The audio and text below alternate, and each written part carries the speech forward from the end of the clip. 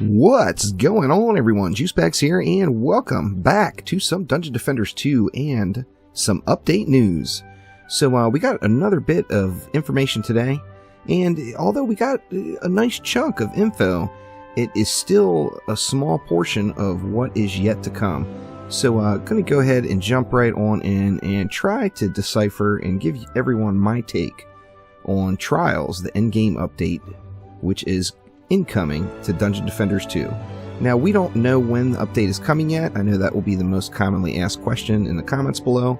At this point, we have no idea. This is just based off of the January 25th, 2017 news update that we got from Trendy Entertainment.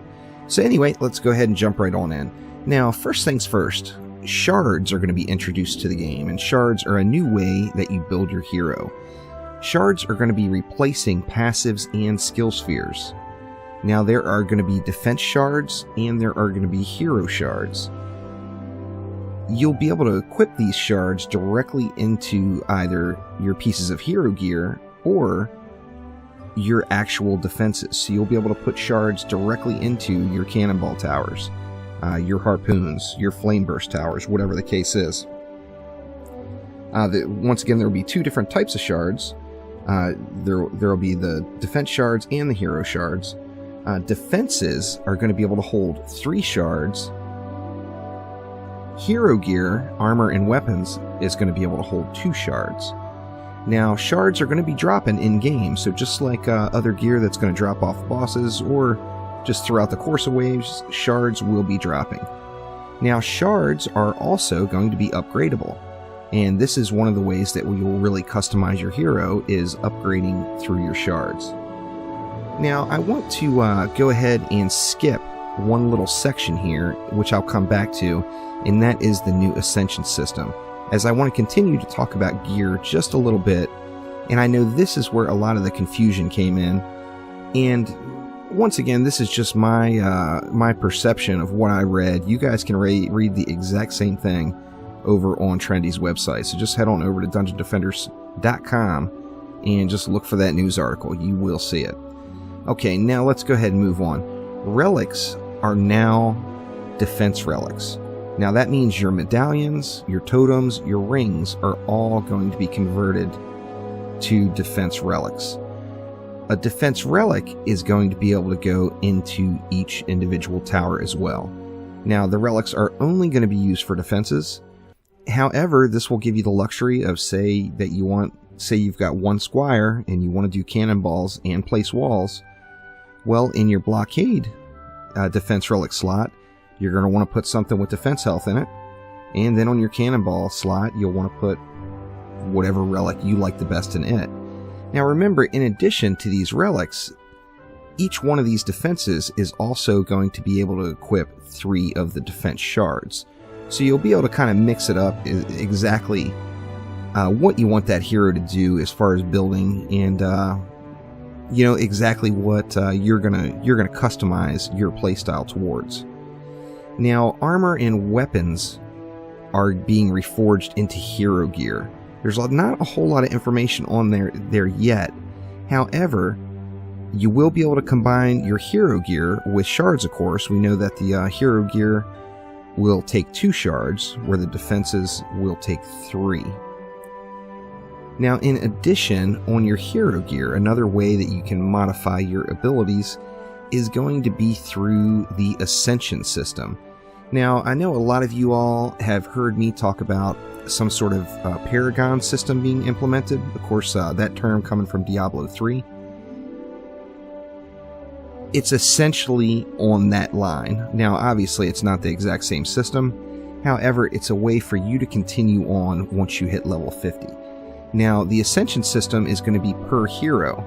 So your Huntress might have, however many Ascension levels. Your EV2 may have a completely different amount of Ascension levels, and each one of your heroes is going to be different. Now, on that same note, you're going to earn Ascension experience just like you would regular experience from playing maps, and it's going to work the same way as far as your hero deck goes. So the 4 heroes that you have in your hero deck are all going to earn the Ascension XP to increase their Ascension levels.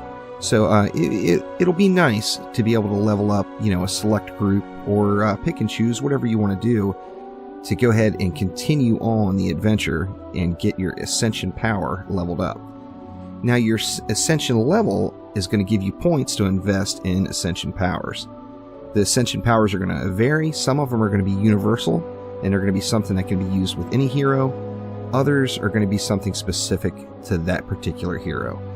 So another way to really go through and customize, completely pulling this one out of my hat here, but I'm assuming, say, like, one Ascension power might be, something involving defense crit damage. Now that would be an Ascension power that can be used on absolutely any of your heroes. Or pardon me, let's say hero crit damage. Let's focus back over to the hero side. So you can use those Ascension powers for, say, hero crit damage, whatever the case is. Now that particular power would be one that would be available on every case, on each individual hero all the way through.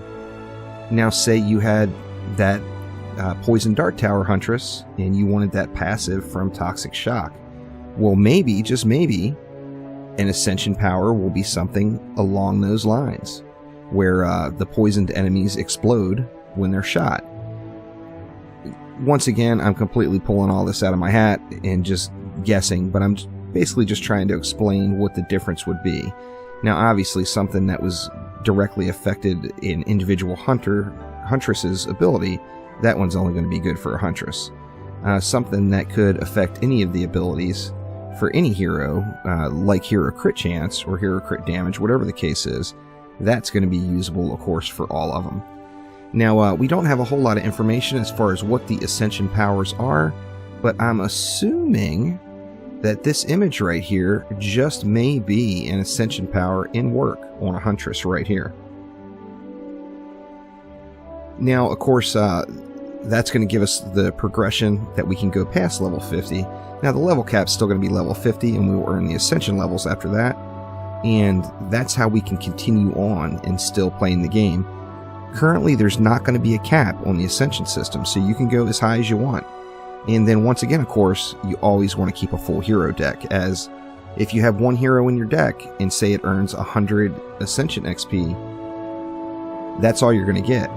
If you have 4 heroes in your deck and each one of those earn 100 Ascension XP, then you're getting 400 or 4 times the amount of Ascension XP. So that is definitely something you're going to want to do.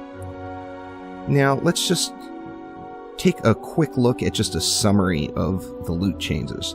Now, first off, this will give you the ability to build defenses plus be the active DPS hero in any given match, as your Shards and your Relics can get your defenses boosted up, and your Ascension powers and other Shards will get your hero gear boosted up.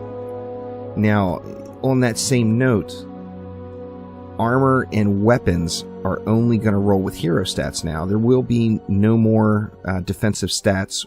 Well, there will be no more passives, but there won't be any more defensive stats on armor and weapons at all. Now, remember that the relic system is changing, where currently, we equip our medallion or our ring or our totem. Those are all going away. Now, in light of that, each individual defense will have its own relic slot. Now, relics and shards are two completely different things. Just try to remember that. Try to look at it. Now, this is completely unofficial, but try to look at it as if shards are your passives and relics are your spheres or something along those lines. They both will affect each one of your defenses. However, they will be equipped separately, where the relic is going to go into that relic slot on the defense, and then the shards will go into that defense, however that's going to happen. We do have just a little teaser image of potentially what that will look like too over at the old Enchantress, I'm assuming. Now, on this same note, I'm going to go ahead and call it now, and this is a complete shot in the dark, but it is my guess, is that there is going to be a new difficulty, and it's going to be called Chaos. I am not, like I said, that is a 100% complete guess, and that is from me reading in between the lines way too many times, as I read this forum post about 5 times before I did this video. Now, what do you do now? And that is the question everyone will ask. And the funny thing is the last video that I put out regarding what to do while preparing for the update 100% still applies. It's the exact same thing. So here's what you want to do. You want to get any of your heroes unlocked or leveled up. Get that out of the way now. You want to hold on to your gold. Don't spend any gold on anything. Any gold that you spend on spheres right now, the spheres are going to be going away and you're going to be getting some of that gold refunded. So just don't even spend it. Just keep it right now. You don't need it right now. The current state of the game, you can get to wherever you want to be. The important thing right now is that you get your heroes unlocked and leveled up, and most importantly, just have fun. If you're not having fun with what you're doing, then change it up and do something differently. But the main things you can do right now are, of course, once again, unlock those heroes and level them up, save gold, and farm gold for that matter. Now, we know that the gold farming spheres are currently not functioning, and they will actually be going away, so they will never function again. However, you still get pretty darn good gold just from running maps. So if you spend all your time out in the town chatting it up, you're not earning any gold. Get in there, queue up those maps, and get those maps running, and that is going to be your best source of income. Now, continuing on, once you have all of your heroes and all your heroes unlocked and leveled up, then you're going to want to get to the Defender Medal cap. Defender Medals, of course, is the premium earnable currency in the game. There's been no sign or no word that that's going to change in any way. So it's going to be in your best bet to have as many Defender Medals as you can just hanging out in your inventory when the update finally comes. I personally will without a doubt be at the 12,000 cap. Now, there's a lot more info coming in this update. This was just a small taste of what's going to be here. Right now, besides those things I mentioned, the next most important thing that you can do is be at the Trendy Dev Stream on Twitch. That's twitch.tv/trendyint at 3 p.m. Eastern Standard Time. Make sure you're there. They're going to be directly discussing this update and answering questions. So get there if it's possible. If it's not possible, by all means, when you get home from school or work or whatever the case is, watch the replay of the stream. It'll probably only be an hour, hour and a half. It'll be well worth your time to go ahead and sit there and watch it. Now, another question that was directly asked and answered essentially in the post itself: Will I want to build multiples of the same hero now? So, like me particularly, I've got, say, 4 squires. I've got, 3 or 4 huntresses. I've got 4 apprentices. I don't think we're going to probably need quite that many, but this does give you the opportunity to create different builds. So we don't know exactly what the shards are going to be right now, or what the relics are going to be, or the ascension powers for that matter.